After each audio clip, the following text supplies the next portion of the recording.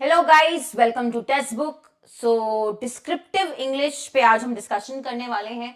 बहुत important part होता है एडेड मेंस में, right? So this is descriptive English is something extra which is added in your mains exam, mains level paper. Now, for both IBPS PO mains, for your SBI PO mains, very important topic. So, how to score maximum in descriptive even as a beginner? This is what I'm going to talk about today. जब हम descriptive English की बात करते हैं तो हमें थोड़ा सा डर लगता है क्योंकि हमें राइटिंग की आदत नहीं है, right? We don't write any more, तो क्योंकि ऑब्जेक्टिव पेपर आता है और हमें वही आदत है कि ऑप्शंस देख के हमें मार्क करने हैं answers. We don't write any more after college में भी. पहली बार हमें डिस्क्रिप्टिव लिखना है तो वी आर वेरी स्केर्ड. तो अगर आप बिगिनर भी हैं, if you are not very comfortable in English writing, ठीक है, अगर आप बहुत ज्यादा कंफर्टेबल भी नहीं है, डर लगता है, तो भी आप स्कोर अच्छा कर सकते हैं डिस्क्रिप्टिव में. कैसे? कुछ स्ट्रैटेजीज को ध्यान रखना है, ठीक है, वो ही मैं आज आपको बताने वाली हूँ. क्लियर है? तो सबसे पहली चीज देखो, डिस्क्रिप्टिव का एग्जाम होता है अगर, तो क्यों दिया जाता है ये पर्टिकुलर, क्यों ऐड किया जाता है? जैसे अब आप बैंक में काम करेंगे तो इसका मतलब, इसका अगर हम इसको जज भी कर रहे हैं तो हम क्यों जज कर रहे हैं? अगर डिस्क्रिप्टिव नॉलेज है, हमें क्यों जज करना है?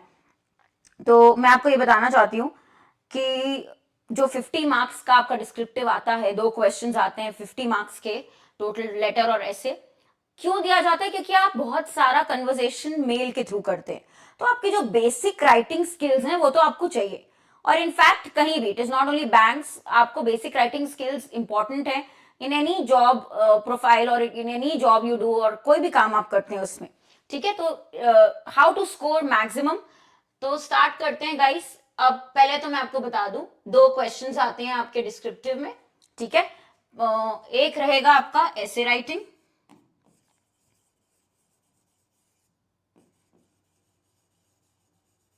और आपका रहेगा दूसरा लेटर राइटिंग, ठीक है.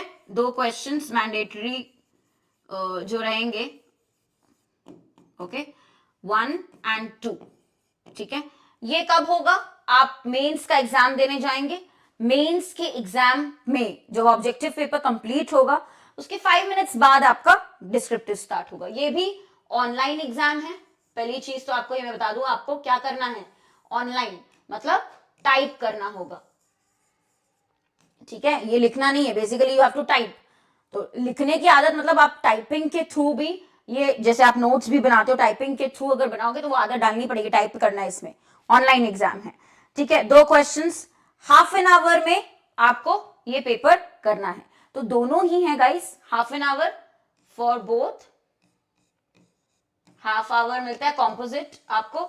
दूसरा चीज मैं आपको ये बता दूं, इंटरफेस, आपका ऑनलाइन इंटरफेस के बारे में भी बताऊंगी, कैसा रहता है, क्या आपको कहाँ दिखेगा, वो सब हम डिटेल आगे बताएंगे क्लासेस में, ठीक है. तो हाफ एन आवर के लिए आपको यहाँ पे ये है 2 क्वेश्चंस, 50 मार्क्स का. कितने मार्क्स का? 50 मार्क्स. ऑब्वियसली क्वालिफाई करना है, डिस्क्रिप्टिव में फेल नहीं हो सकते आप. और ऐसा नहीं है कि इसका कट ऑफ बहुत हाई जाता है. अगर आप देखोगे पास कट ऑफ पीओ का और एसबीआई का भी, आईबीपीएस पीओ का, एसबीआई पीओ का, तो पास कट ऑफ बहुत हाई नहीं है ऐसे और लेटर के लिए, ठीक है. तो उतना मिनिमल अगर मैं आपको बोलूंगी कि स्कूल पास आउट हो, कॉलेज पास आउट हो, आप कर सकते हैं आराम से और अच्छा भी स्कोर कर सकते हैं डिस्क्रिप्टिव में, राइट? तो ये आपका पैटर्न है. इतना आई होप क्लियर है. अब क्या होगा, ठीक है, इंपॉर्टेंट पॉइंट्स क्या है, क्या हमें याद रखने हैं चीजें. तो करेक्ट फॉर्मेट, दोनों ही एसे एंड लेटर का हमें पता है, यही 2 बेसिक क्वेश्चन टाइप्स आते हैं. अब मैं एक और चीज बताना चाहती हूँ आपको. आप ऐसे मत सोचिए कि एक लेटर और एक ऐसे आता है. आपको एग्जाम में 2 to 3 ऑप्शंस दिए जाएंगे for both essay and letter. 2 to 3 options, आपको ऑप्शंस में से सिलेक्ट करना है which one you want to write an essay on, letter on. Two to 3 options for each, for both essay and as well as letter, ठीक है. तो वो भी टेंशन नहीं है कि मतलब एक ही अगर ऐसे का टॉपिक आ गया, मैंने कभी सुना ही नहीं है टॉपिक, तो वो आपको प्रॉब्लम नहीं है क्योंकि ऑप्शंस रहेंगे. तो या पहली चीज तो मैं बता दूं, तो ऐसे का फॉर्मेट पे और लेटर का भी फॉर्मेट पे ज्यादा ध्यान देना है क्योंकि उस पे आपके स्कोर्स हैं. एवरी पार्ट आपका देखा जाता है, तो फॉर्मेट करेक्ट है या नहीं. तो ऐसे का फॉर्मेट, जैसे पैराग्राफ्स होते हैं, कितने पैराग्राफ्स होते हैं, ठीक है। वर्ड लिमिट, फॉर्मेट में इंक्लूड हो जाता है आपका वर्ड लिमिट भी, वो एक्सीड नहीं करना रहता है, वर्ड लिमिट दी जाती है कितना आपको टाइप करना है, उसको भी स्ट्रिक्टली फॉलो करना है। छोटी छोटी सी चीजें ऐसे याद रखेंगे तो आप वैसे भी आप मार्क्स स्कोर कर लेंगे डिस्क्रिप्टिव में। बेसिक ग्रामर पता होना चाहिए। देखो basic grammar you also study for objective paper, error spotting, phrase replacement के लिए you also study basic grammar for objective. Same basic grammar आपकी यहाँ पे यूजफुल होगी व्हेन यू आर राइटिंग एसे और लेटर, तो वही ग्रामर यहाँ पे भी आपकी यूज होगी, ठीक है। You should know that. Now read regularly, ये सबसे ज्यादा इंपॉर्टेंट पॉइंट है अगर मैं बोलूं इन सब में। इंपॉर्टेंट क्यों? क्योंकि डिस्क्रिप्टिव के लिए भी कंटेंट अच्छा चाहिए। ओके, कंटेंट पे अब कई लोग बोलते हैं ma'am who checks the descriptive paper, ये बहुत बड़ा सवाल होता है, कौन चेक करता है डिस्क्रिप्टिव? कोई पर्सन तो नहीं बैठा है जैसे कॉलेज में होता था या स्कूल में होता था जो आपका पूरा पूरा एसे और लेटर पढ़ रहा है, चेक कर रहे, नहीं। इट्स ऑटोमेटेड चेकिंग, आपका ये रिटर्न आ चुका है। अब जो फॉर आईबीपीएस करवा रहा है ना ये या एसबीआई भी करवा रहा है ये एग्जाम्स, ऑटोमेटेड चेकिंग होती है। तो ऑटोमेटेड चेकिंग मतलब क्या हुआ कि अब वो कंटेंट की क्वालिटी कैसे चेक कर लेंगे मैम? मैं तो कुछ भी लिख दूंगी, सॉन्ग भी लिख के आ जाऊंगी, गाना लिख के आ जाऊंगी, ऐसा नहीं हो सकता है। क्यों? क्योंकि क्वालिटी कंटेंट ऑटोमेटेड चेकिंग से कैसे चेक होता है, कुछ कीवर्ड्स होने चाहिए आपके एसे और लेटर में। अगर वो कीवर्ड्स मिसिंग हैं तो वो समझ जाएंगे कि कंटेंट अच्छा नहीं है। ये टेक्निक मैं आपको बताऊंगी हर एक टॉपिक में, जब हम आगे क्लासेस करेंगे, लाइव क्लासेस भी होंगी इसमें, तो मैं बताऊंगी टेक्निक कि कैसे आप क्वालिटी कंटेंट देंगे when it comes to descriptive, और कीवर्ड्स कौन से होंगे हर एक टॉपिक से रिलेटेड जो आप मिस नहीं करेंगे, ठीक है। तो read regularly for quality content, सबसे ज्यादा जरूरी है ये, ठीक है। आपको बहुत अच्छी क्वालिटी मेंटेन करनी है, कंटेंट आपका वैसा होना चाहिए, ठीक है। तो रीडिंग करिए, जब आप रीड करते हैं करंट टॉपिक्स होते हैं उसके बारे में आपको पता चलता है, इंफॉर्मेशन, डेटा, अच्छा इसके बारे में डिस्कशन क्या चल रहा है, वही आपको लिखना है। जितना रीड करेंगे उतना ही तो पता चलेगा कि लिखना क्या है। तो कंटेंट ऐसे ही नहीं आएगा, रीडिंग से आता है कि हमें कैसे पता टॉपिक के बारे में, चाहे कोई भी टॉपिक हो, एनवायरमेंट के बारे में, तो आप रीड करेंगे तो आपको पता चलेगा कि इसके बारे में क्या डिस्कशन हो रहा है, क्या लेटेस्ट न्यूज है इस टॉपिक के बारे में। तो regular reading objective paper plus descriptive paper दोनों के लिए ही बहुत जरूरी है इंग्लिश में, राइट? अंडरस्टूड? ये वाला पार्ट समझ में आया, ऑटोमेटेड चेकिंग कैसे होती है, एआई से हो सकती है चेकिंग, कीवर्ड्स देख लेते हैं वो, ठीक है।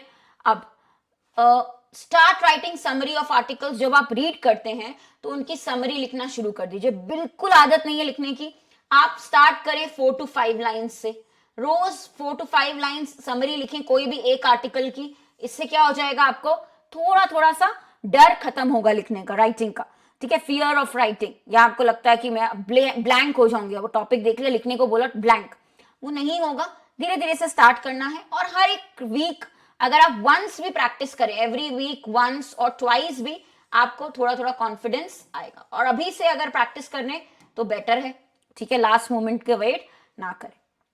क्लियर? तो ये इंपॉर्टेंट पॉइंट्स हैं, कुछ इंफॉर्मेशन मैंने दी है डिस्क्रिप्टिव को लेके, और मैंने आपको बताया है कि ये कोई फेल नहीं होने वाली बात है कि इसमें फेल हो जाएंगे, ऐसा कुछ नहीं होता। बिगिनर्स के लिए पर्टिकुलरली ये है कि आप कैसे अच्छा स्कोर करेंगे, how to start preparing for descriptive.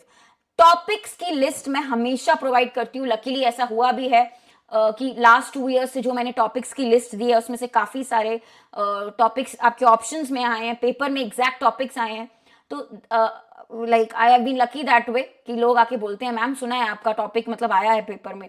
तो वो इस बार भी मैं आपकी हेल्प करूंगी, हमेशा हेल्प करूंगी कि क्या टॉपिक्स आ सकते हैं, प्रोबेबल टॉपिक्स क्या है, एक होता है ना कि कैसे टॉपिक्स देते हैं, तो वो हम डिटेल में बहुत सारे टॉपिक्स क्लासेस में भी डिस्कस करेंगे। बट अभी एज अ बिगिनर आप क्या कर सकते हैं, तो एज अ बिगिनर मैं आपको बस एक छोटी सी रिक्वेस्ट करूंगी कि एवरी डे जस्ट रीड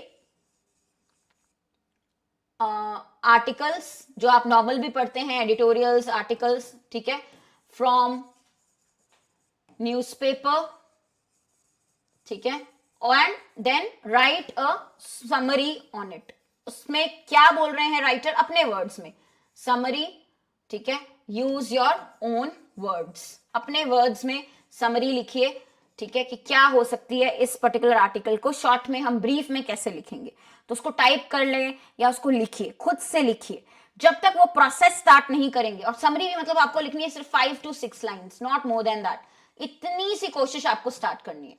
अब मैं आपको कोई रैंडम टॉपिक भी दे दूं, जैसे आपको बोलूं hobbies, what are your hobbies, इसी पे आप 4 लाइनें 5 लाइनें लिख के देखिए आपसे कितना बन रहा है।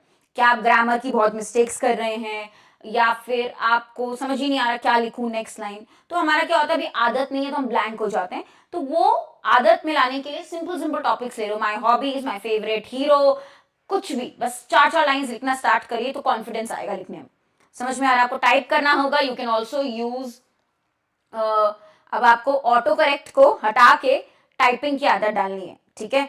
तो माइक्रोसॉफ्ट वर्ड पे यूज कर सकते हो। नोट मेकिंग में जब आप नोट्स बना रहे हैं तो उसको टाइप करो, उसमें टाइपिंग की स्पीड भी बढ़ेगी। जब डेली समरी लिखेंगे एक एक आर्टिकल की 2-2 लाइंस, 5-5 लाइंस, तो कॉन्फिडेंस भी आएगा, राइट? तो एज अ बिगिनर अभी क्या करना है, कंटेंट के लिए डेली रीडिंग करना है।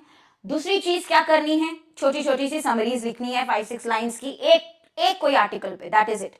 इतना आप करिए। बाकी क्लास में सारे मेजर टॉपिक्स के आपको बुलेट पॉइंट्स कवर करा दिए जाएंगे। हम साथ में प्रैक्टिस करने वाले हैं लाइव क्लासेस में कि क्या लिखना है, क्या टॉपिक है, इस पे क्या पॉइंट्स आ सकते हैं, तो वो मैं आपके कवर कराऊंगी क्लास में। तो आपको कोई प्रॉब्लम नहीं आएगी, कॉन्फिडेंस आएगा डिस्क्रिप्टिव में।